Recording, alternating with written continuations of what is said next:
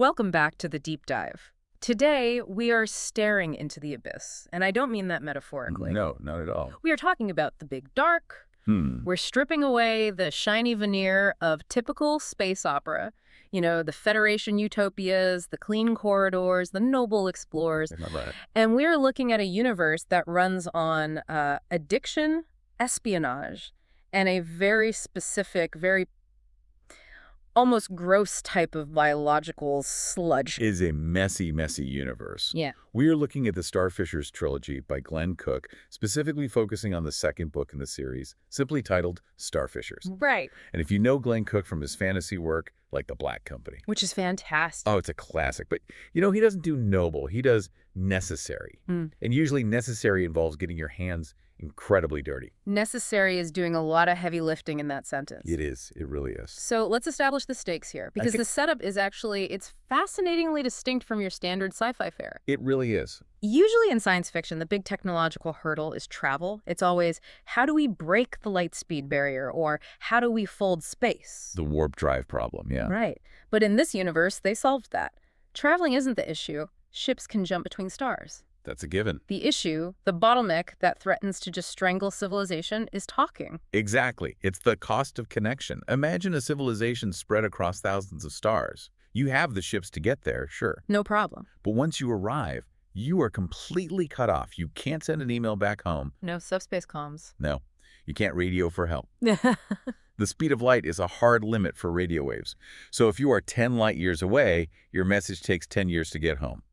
Unlimited. Unless you have the special stuff. Unless you have this one specific resource. Ambergris. Ambergris. And no, for the marine biologists or perfume enthusiasts listening, we are not talking about whale vomit. Hey, good clarification. Though the name is a deliberate throwback to that era of whaling, you know.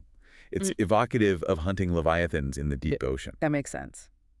In this context, ambergris, or star's amber, or space gold, is the only substance that allows for the construction of in-cell radios. Instantaneous interstellar communication. The one and only. So it's the nervous system of the Empire. Precisely. Without it, the Confederation, that's the central human government, is just a collection of isolated islands in the dark. It all just falls apart. Completely. The Navy can't coordinate fleets, markets can't trade, intelligence can't move. The entire structure of human civilization it collapses into silence overnight. It's the fertilizer of civilization, as the book says. That's the perfect term for it. And this resource doesn't come from a mine. You can't just, dig it up. No. It comes from starfish. Which are not actual starfish. Not even close. These are massive, dragon-like leviathans that live in the big dark, the deep, cold void between star systems. We are talking creatures the size of cities, just floating in the absolute nothingness, glowing and excreting this substance. So naturally, the entire galaxy is fighting over who gets to scrape the gold off these space dragons. That is the central conflict. Right. And you have three main players locked in this brutal stalemate. Okay. First, you have the Confederation, specifically the Bureau of Naval Intelligence. They are the order at any cost faction. The establishment. They represent the terrified center of humanity, just desperate to keep the lights on and the phone lines working. Then you have the Sangaree. The designated bad guys. But they are fascinating villains. They are humanoid, likely sharing a common ancestor with humans from way back. Oh, interesting. But their culture is entirely predatory. They are slavers, pirates, and most critically for our story today, they are drug lords. Right. They push a narcotic called stardust. Which we will absolutely get into, because that drug plays a huge, huge role in the tragedy of this story. It does. It's central. And then stuck in the middle of these two warring giants The guys with the product. are the Starfishers, the Seiners. Right. They're the ones who actually go out into the dark and harvest the ambergris. So they hold the monopoly. They do. They're humans, but they become this isolationist, secretive culture. They live on these massive harvest ships that never touch a planet. Nomads. Complete nomads. They just want to be left alone to fish in the void. But because they control the one thing everyone needs, the ambergris, nobody's leaving them alone. Of course not. The Confederation needs the ambergris to rule. The Sangaree want it for wealth and power. And the Seiners just want to hoard it. Exactly. Which brings us to Operation Dragon. This is the narrative engine of the deep dive today. Okay. The Bureau of Naval Intelligence decides they are tired of being held hostage by the Seiner monopoly. They want to know where the starfish breed. They want the map. So they sent in spies. They launch a covert mission to infiltrate a Seiners harvest ship called the Danion. The goal is simple. Get on board, steal the navigational data, find the herd, and give the Navy total control over communication. But, and I cannot stress this enough, this is not Mission Impossible. Oh, God, no. This isn't slick gadgets and dry martinis and ejector seats. Not even a little bit. This is a story about what happens when James Bond gets caught 5 minutes into the movie. Gets his gadgets surgically removed from his head, and is then forced to work as a plumber for a year. A space plumber. A space plumber. It's a story about the boredom of espionage, the moral rot of being a hero, and why a spaceship crew in the far future is obsessed with dressing up like it's the American Civil War. That is a detail we are definitely going to drill into, because the image of spies in spacesuits attending a Confederate ball is just, it's something else. It's wild. But before we get to the costumes, we need to meet the spies. Because they are, well, they're broken people. Let's talk about Moyshe benRabi. Moyshe is our window into this world. He's the reluctant spy. He's the POV character. Absolutely. His cover on this mission is that he's a liquids transfer systems technician. Which is the plumbing part. Right. But internally, that is not who he is. He's an intellectual, he's a writer, he's an old earther. Explain that term, because in most sci-fi, Earth is the capital. It's the shining jewel. Starfleet headquarters is in San Francisco. Right. Here, Earth is a slum. It's a backwater. It's the place you leave, not the place you visit. Being an old earther carries a stigma. What does it imply? It implies you're backwards, stuck in the mud, obsessed with the dirt of the past. But for Moyshe, it's also an anchor. He's writing a book with this incredibly heavy title, All Who Were Before Me in Jerusalem. That feels very permanent, especially in a space opera setting. That's the point. The text describes this universe as frenetic and quick shift. Values are plastic packed. Everything is disposable. Nothing less. Nothing. You change planets like you change socks.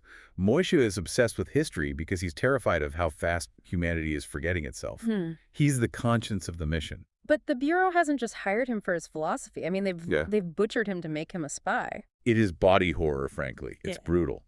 To make him fit the cover, they lengthened his bones by 6 centimeters to change his height and his gait. That sounds excruciating. They changed his retinas, his fingerprints. They fundamentally altered his biology just to fit the cover story. Wow. But the worst part is the connection. They implanted a bioelectric Instel radio directly into his skull behind the ear. So he can talk to headquarters? Yes, but it's not like a smooth Bluetooth headset. It hurts. It causes blinding migraines. Oh, man. The Bureau actually uses the pain to signal him. If they want his attention, they literally they hurt him. He is physically suffering for the sake of the mission. He's a walking antenna in pain. That's a leash. That's not a tool. It's a leash, absolutely. Now contrast that with his partner, Mouse. Mouse. Mouse is a terrifying creation. He sounds harmless. His name is Mouse. The outline says he collects stamps, for God's sake. That's the camouflage. Mouse, also known as Masato Iwasaki Storm, or Perchevsky, or Yamamoto, is... I hit her! On the surface, he's this small, unassuming guy who loves antiques and playing chess. He's a ladies' man. But he possesses what the text calls assassin's mind. Is that a training technique, or is it something else? It's described almost like a biochemical state. He can flip a switch and shut off his empathy completely. He becomes a calculator of death. Chilling. He stops being a person and starts being a weapon. Yeah. And unlike Moyshe, who is doing this job because he feels trapped by the system, Mouse has a reason. Mouse has a vendetta. He hates the Sangaree with a biblical intensity. Because they killed his family. His family, the Storms, were mercenaries. The Sangaree betrayed and destroyed them. So for Mouse, every mission against the Sangaree isn't just business. It's a blood feud. He is hunting them. So you have this dynamic where Moyshe is the moral coward who thinks too much. Right. And Mouse is the moral void who acts without hesitation. And they are friends, but only in the way soldiers in a trench are friends. Yeah. They rely on each other to survive, but there's this wall of professional detachment. They can't ever really be friends. No. They both know that if the mission required it, one might have to let the other die. Or kill the other. And pulling the strings is Admiral Beckhart. The old man. The puppy master. Beckhart is the archetype of the intelligence chief who has lost his soul to the spreadsheet. He sees them as assets. Exactly. He runs Byzantine plots wheels within wheels. He sends Moyshe and Mouse into situations where they don't even know the real objective. They're just pawns. They're just pawns being moved to draw out the enemy's queen. He doesn't view them as people. He views them as assets with a depreciation schedule. That's cold. It's the nature of the business. So to really understand why things go so wrong on the Danion and to understand the crushing guilt that Moyshe carries, we have to rewind. We have to. The source material gives us this massive, traumatic backstory set in a place called Angel City on a world called the Broken Wings. This is where we see what these heroes are actually capable of. This is crucial context. If you skip this, you don't understand the tension later. This is the origin story of their sin. Before the Danion mission, Moyshe and Mouse were sent to the Broken Wings to break up a Sangaree drug ring. They were undercover. Deep cover. They created a legend. They invented a crime lord called the Starduster. Okay. The idea was to create a mythical figure who was killing Sangaree and stealing their stash of stardust. Mouse and Moyshe posed as the Starduster's enforcers. They basically created a ghost to haunt the drug lords. Exactly. And their target was a woman named Maria Streltsfighter. She's a Sangaree resident, basically a high-level spy managing the drug flow in that sector. Okay, so she's the boss. She's the one they need to break. Now, here's where it gets messy. To get close to her, Moyshe sleeps with her. It's the classic honey trap. But Moyshe, being Moyshe, catches feelings, or at least he recognizes her humanity. He sees her not just as an alien predator, but as a mother. Oh, no. She has 2 children, Michael and Brandy. He struggles with the fact that his enemy is a person who loves her kids. That's his whole conflict in a nutshell. It is. He is sharing her bed, he's playing with her kids, all while planning her destruction. Mouse, I assume, does not struggle with these nuances. Mouse sees a target. He sees a Sangaree. And this leads to the single most disturbing moment in the text. I'm bracing myself. The operations are wrapping up. They have the intel. They need to leave. But they need to ensure the Sangaree don't come after them, and they need to cement the terrifying reputation of the Starduster. They need to send a message. They need to do something so horrible that the Sangaree will be too afraid to pursue. So what does Mouse do? He takes Maria's children, innocent kids, Michael and Brandy, Oh, God. and he injects them with stardust. He addicts the children to their own mother's product. Yes, it is monstrous. Stardust destroys the mind. It turns you into a vegetable that only craves the drug. It burns out the higher functions. It's a death sentence. A living death. He condemns these children to a living death just to send a message. That is hard to process. It should be. It's horrific. And his justification. How do you possibly justify that? Business. That's his word. He says it expands the market. But really, it's psychological warfare. It breaks Maria completely. It destroys her. It leaves her alive, but destroyed. Every time she looks at her children, she sees what the Starduster did. She sees her own product destroying the things she loves most. This is the good guys doing this. The Yeah. Bureau of Naval Intelligence, the people protecting humanity. That's the thesis of the book. To protect civilization, the Bureau has become something uncivilized. They've become monsters to fight monsters. So Mouse isn't the hero. Mouse is just the monster on our side. And the operation was a success, though, strategically. Oh, wildly successful. The intel they got allowed a Navy captain named Joop van Drakwel to launch a massive raid on the Hell Stars, destroying the Sangaree production facilities. Yeah. Big victory for humanity. Parades, medals. All of it. But the cost was Mouse's soul, if he had one left, and Moyshe's conscience. And Maria's hatred. Which brings us to the Danion. Right. So fast forward, Operation Dragon begins. Moyshe and Mouse board this massive Starfisher harvest ship, the Danion. They think they are anonymous technicians, they've had the surgery, they have the new names, and who do they run into? Maya. Of all the gin joints in all the galaxy? She survived the fallout in Angel City. She's on the Danion, also undercover, working as a tech. Wow. So now you have a powder keg. You have the man who betrayed her in bed, Moyshe. You have the man who destroyed her children, Mouse. And you have the woman who wants them both dead, Maria. Ugh. All trapped in a metal can floating in deep space, millions of miles from help. Let's talk about that metal can, because the Danion is a character in itself. It's not the Starship Enterprise. Not even close. It is visually overwhelming. The text calls it a flying iron jungle or octopi entwined. What does that even look like? Imagine a city where someone removed all the buildings but left the plumbing, the wiring, the subway tunnels, and the power lines, and then balled it all up into a knot the size of a mountain. Okay, I can picture that. Chaos. Pure chaos. That's the ship. It sounds claustrophobic. It is. It's 30 by 60 kilometers of tangled mess. It's organic. It's constantly under repair. It reflects the starfisher culture. They scavenge, they adapt, they endure. So patch it up and keep going. Exactly. There are nets, antennas, tubes everywhere. Gravity shifts depending on where you are. It's a nightmare to navigate. And the crew, they are weird. Archaicists. Mm. This is one of the most fascinating sociological insights in the book.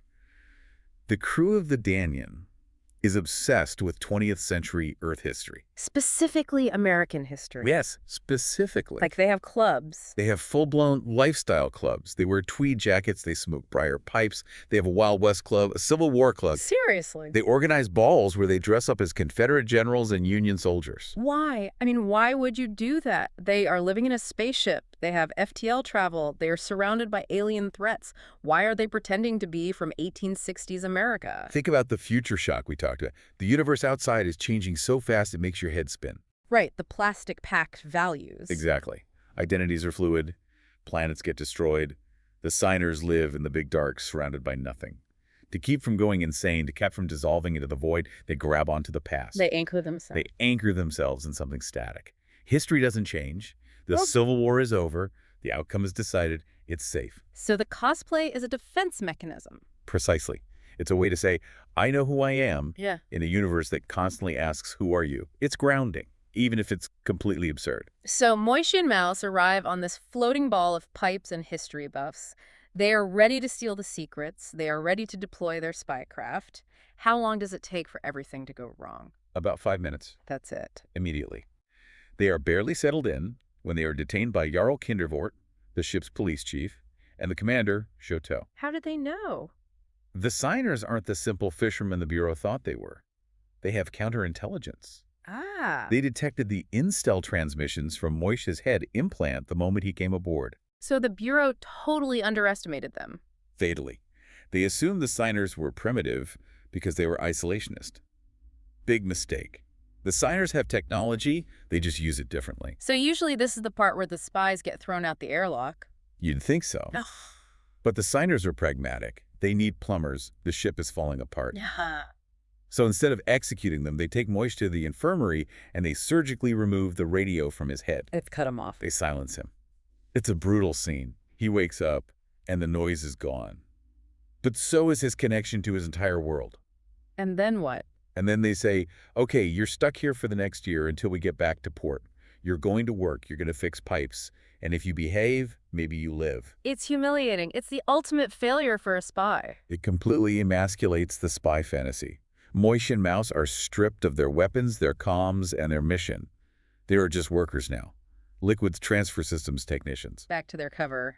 Their real cover. Their cover becomes their reality. But Mouse is paranoid. He deduces something from this immediate capture, right? Oh yeah, Mouse realizes that for the Seiners to be that prepared, to know exactly who they were and when they were coming, Yeah. it wasn't just a sensor sweep. It was too specific. Way too specific. There had to be a leak. A mole. A deep cover mole inside Luna Command, inside the Bureau itself. And Mouse suspects that Admiral Beckart knew they would get caught. That they were bait. Exactly.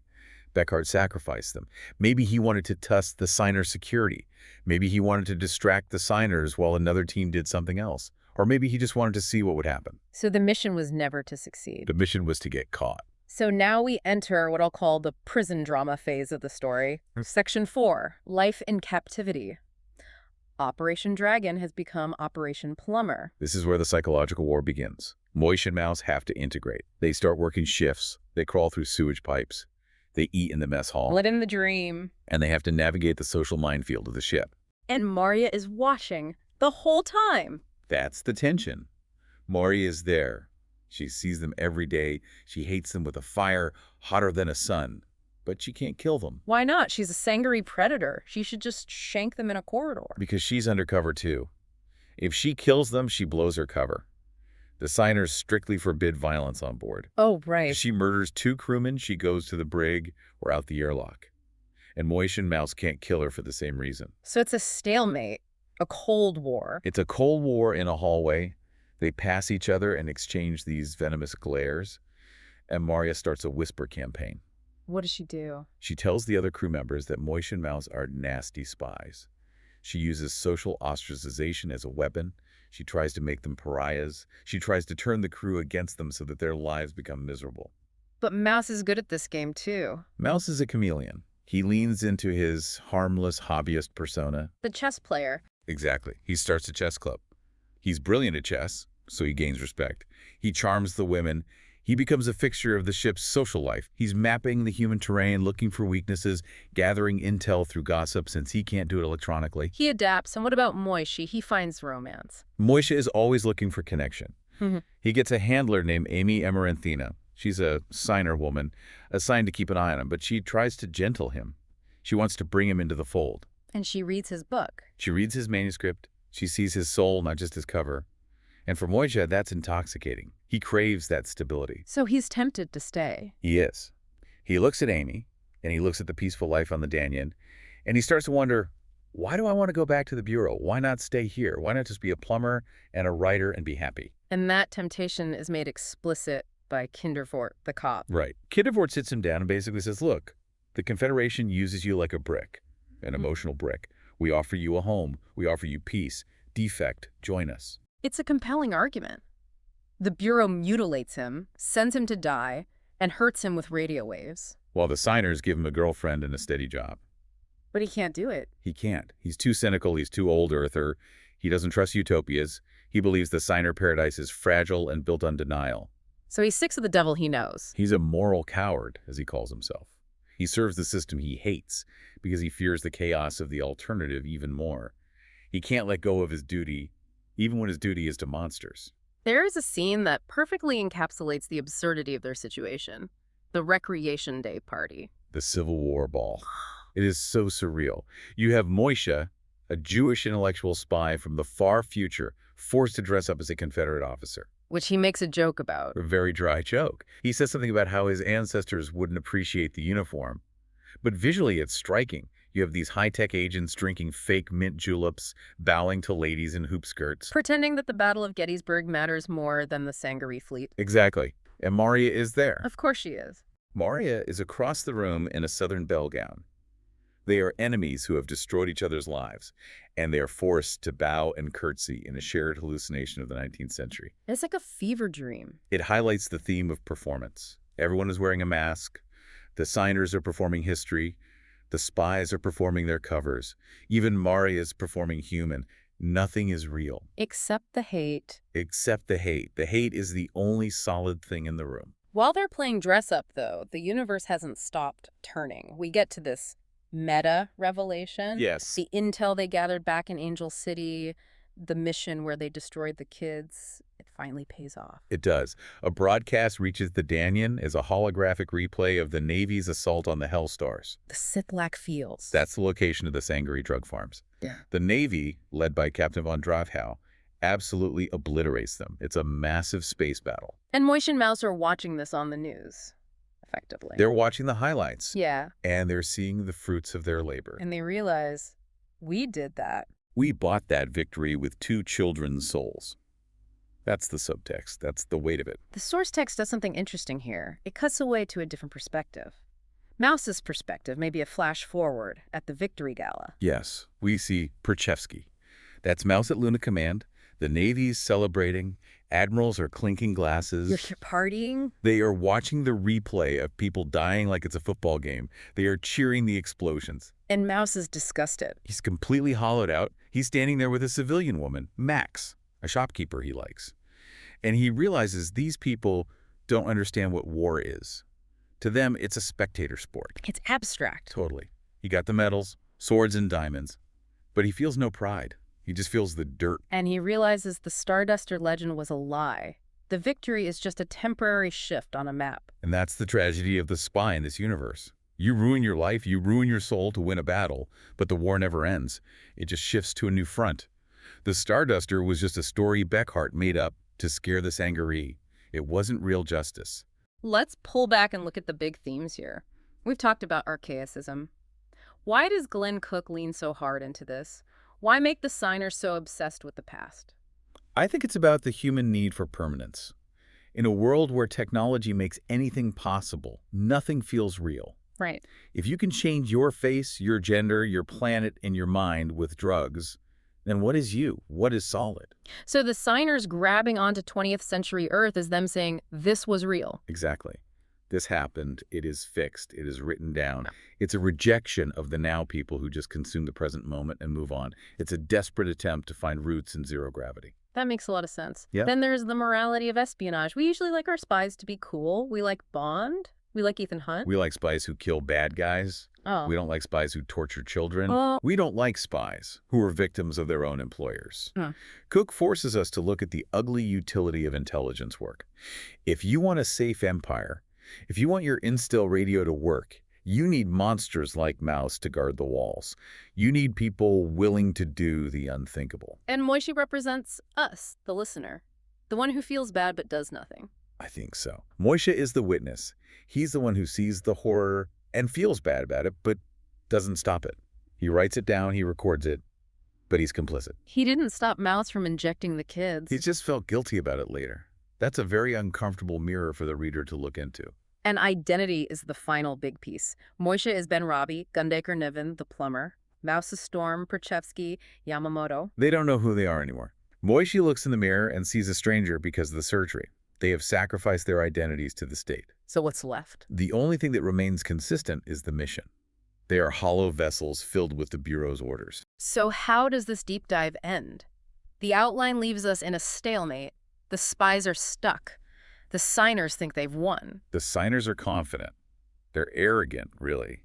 They think by taking the radios, they've pulled the spies' teeth. They think they have domesticated the dragons. But they are wrong. They are so wrong. Because Mouse is still Mouse. Mouse is never beaten. He's just waiting. The final note of the section is one of quiet menace. Mouse tells Moyshe something will turn up. Chillin'. And he makes a specific threat about Marya. One getaway. He says she only gets one getaway. He implies that the game isn't over. He is still planning to kill her. He's still planning to complete the mission. He's playing the long game. He doesn't need a radio to be dangerous. He just needs an opportunity. And Moyshe goes back to his writing. All who were before me in Jerusalem. He goes back to the one thing they can't take from him. His memory. His connection to the past. He writes to keep himself sane. It's a powerful place to leave it. In a universe of starships and dragons, the most dangerous thing is still a patient man with a grudge. And a writer who refuses to forget. That's it for this deep dive into Starfishers. It's a brutal, brilliant piece of sci-fi. Thanks for listening. Keep looking for the anchors in the chaos. See you next time.